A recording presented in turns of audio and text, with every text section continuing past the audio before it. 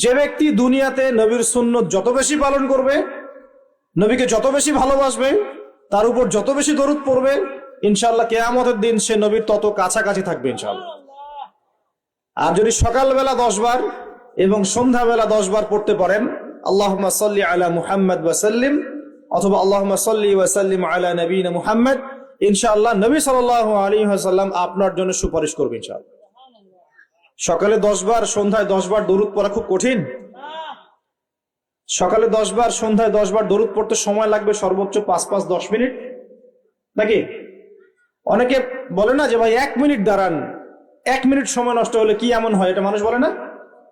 2 minute সময় নষ্ট হলে কি এমন হয় মানুষ বলে, স্পেশালি বাঙালি জাতি এটা বেশি বলে। 2 মিনিটে আপনি একটা কোরআন খতমের নেকি পাবেন ইনশাআল্লাহ, বিশ্বাস করলেন না? 2 মিনিট লাগবে খালি বলতে কুল হুয়াল্লাহু আহাদ আল্লাহুস সামাদ লাম ইয়ালিদ ওয়া লাম ইউলাদ ওয়া লাম ইয়াকুল লাহু কুফুয়ান আহাদ। 3 বার বলতে কয় মিনিট লাগবে? বড়জোর 2 মিনিট। 2 মিনিটে 3 বার পড়া সম্ভব সূরা ইখলাস। একবার পড়বেন, কোরআনের 1/3 নেকি পেয়ে যাবেন ইনশাআল্লাহ। তাহলে 2 মিনিটে কোরআন খতম দেওয়া যায়? যায় কি যায় না? যায়। ফজিলত পাওয়া যায়।